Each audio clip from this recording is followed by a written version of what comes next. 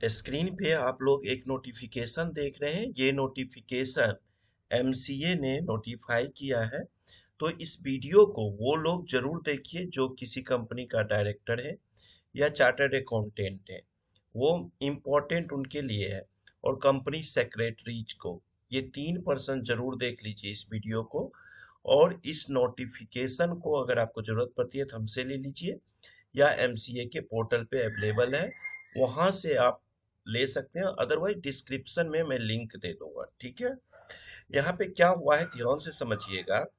कहता है कि in the companies incorporation rules 2014 after rule 25 capital A the following rules shall be inserted. Companies rule 2014 के rule 25 capital A के बाद एक रूल 25 कैपिटल बी अब इंसर्ट किया जाएगा, जिसमें क्या होगा कि physically verification of the registered office of the company. Physically verification किया जाएगा, यानी कि रजिस्ट्रार आपके रजिस्टर्ड ऑफिस पे आएंगे और वो देखेंगे कि आपका जो रजिस्टर्ड ऑफिस है कंपनी का वो सही है कि नहीं, कंपनी है आपकी नहीं, कि या सिर्फ ऑन पेपर आप है। क्या कहता है ध्यान से समझिए। मैं एक एक लाइन पढ़ूंगा। इंपॉर्टेंट वीडियो है। डायरेक्टर तो ध्यान से समझिए, कंपनी सेक्रेटरी आपके लिए ये सबसे ज्यादा इंपॉर्टेंट है। The registrar based upon the information और documents made available on MCA 21। MCA 21 यानी कि आरओसी पे जो डॉक्यूमेंट्स या इंफॉर्मेशन आप अपलोड किए हैं, उसके बिहाफ पे, उसके आधार पे रजिस्ट्रार जो है वो shall visit at the address of the registered office of the company. तो कंपनी का विजिट करेगा, जो रजिस्टर्ड ऑफिस आपका है, जो एड्रेस आपने दिया है उस एड्रेस पे रजिस्ट्रार जाएंगे and may cause the physical verification of the said registered office for the purposes of subsection 9 of section 12।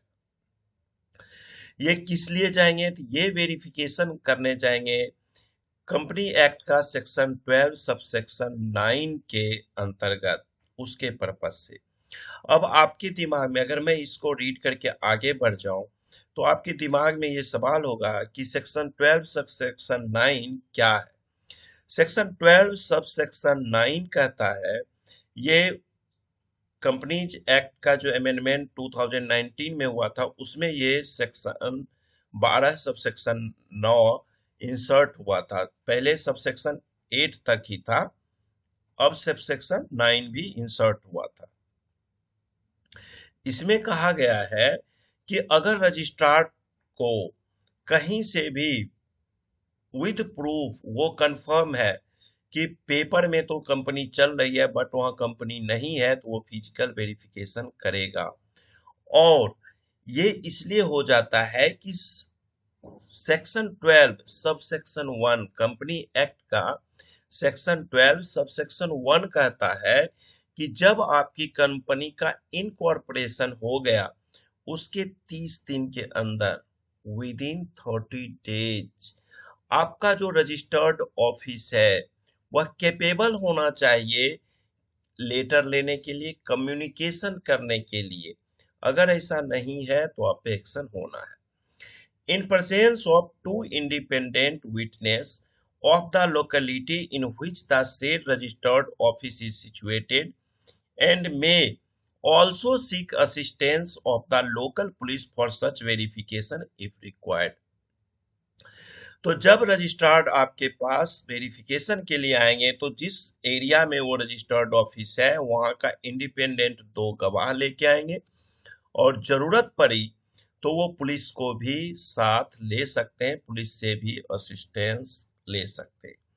The registrar shall carry the documents as filed on MCA 21 in support of the address of the registered office of the company for the purposes of physical verification and to check the authentic authenticity of the same by cross verification with the copies of supporting documents of such address collected during the said physical verification. Registrar जो है physical verification के time पे आपको आपकी company की authenticity को verify करने के लिए, चेक करने के लिए वो सारे डॉक्यूमेंट्स अपने साथ कैरी करेगा जो आपने MCA 21 पे यानी ROC पे अपलोड किए थे। एड्रेस के लिए रजिस्टर्ड ऑफिस का जो एड्रेस है कंपनी का, उसके सपोर्ट में जो आपने डॉक्यूमेंट्स दिया था, duly authenticated from the occupant of the property where the said registered office is situated. उसके बाद है the registrar shall take a photograph of the registered office of the company while causing physical verification of the same. अब जब registrar आपके जो registered office है वहां पे जब वो फिजिकली वेरिफिकेशन के लिए आएंगे तो वो आपके ऑफिस का फोटो भी खींचेंगे। The report of the physical verification shall be prepared in the following format. अब जब वो फिजिकल वेरिफिकेशन करेंगे तो उसके बाद जो वो रिपोर्ट तैयार करेंगे उसका क्या फॉर्मेट है ये देख लीजिए। इसमें क्या होगा, name and CIN of the company. Name और कंपनी का CIN नंबर वो यहाँ पे लिखेंगे। CIN नंबर, एक चीज ध्यान रखिए आप लोग, खास करके अगर इस वीडियो को कोई बैंक वाले देख रहे हो तो आप लोग ना एक बहुत बड़ी गलती करते हो बवंडर। कंपनी एक्ट का कहना है कि जो प्राइवेट कंपनियां है ना, प्राइवेट लिमिटेड या लिमिटेड, उनके लेटर हेड पे भी CIN नंबर होना चाहिए। अगर नहीं है तो वो वैलिड लेटर हेड नहीं है।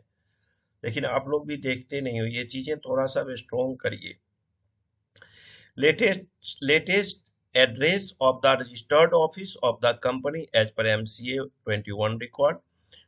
MCA 21 में जो आपने एड्रेस दिया है वो एड्रेस यहाँ देना है। Date of authorization letter issued by the registrar of companies.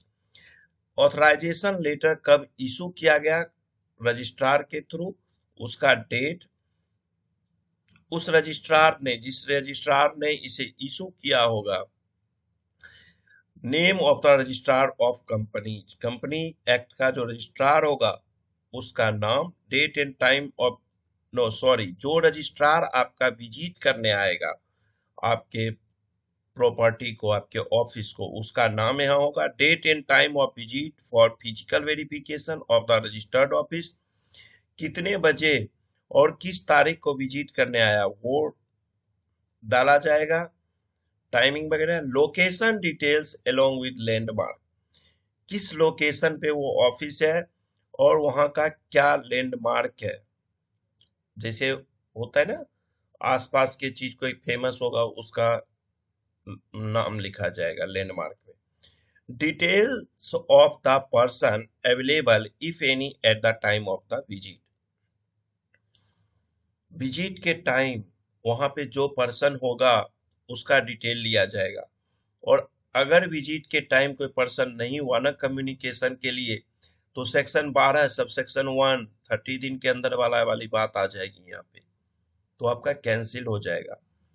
जो पर्सन वहां होगा उसका नाम, उसके पापा का नाम, उसका एड्रेस जहां वो रहता है, और कंपनी के साथ क्या उसका रिलेशन है, कंपनी में क्या है वो लिखा जाएगा।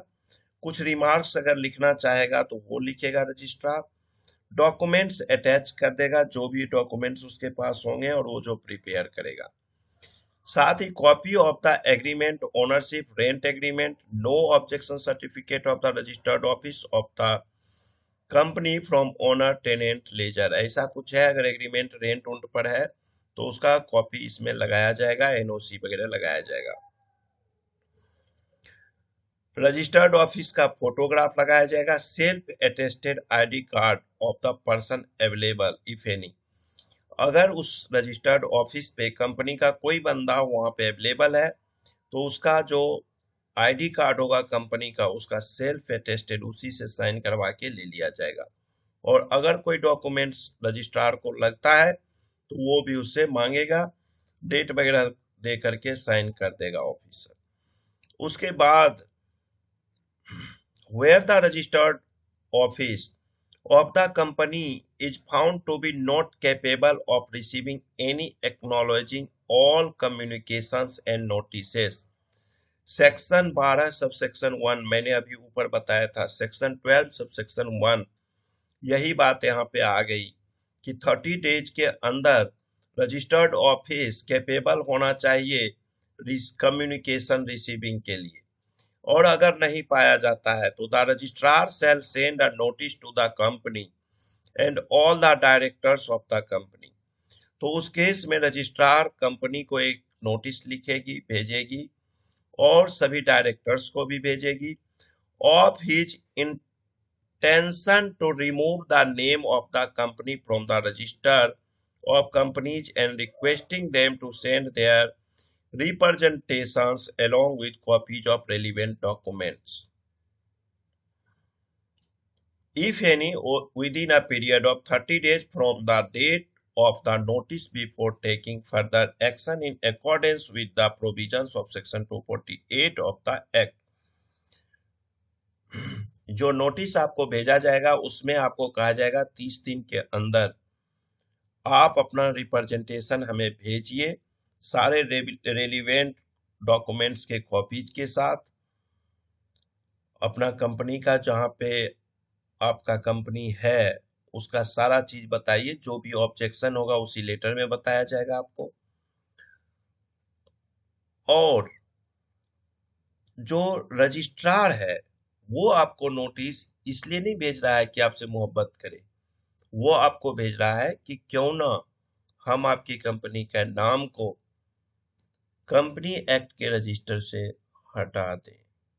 ठीक है, तो ये ध्यान रखिएगा, ये बहुत इंपॉर्टेंट नोटिस आया है, यानी कि अब वेरिफिकेशन के लिए जाना है और हम लोग इंडिया में रहते हैं। क्या वेरिफिकेशन, कैसे वेरिफिकेशन होगा आप सब लोग समझते हैं, तो थोड़ा सा केयर करिएगा। मैं एक बार फिर कर रहा हूँ, डायरेक्टर्स के लिए, सीए के लिए और इम्पोर्टेंट है कंपनी सेक्रेटरीज के लिए ये notification. Thank you, bye bye.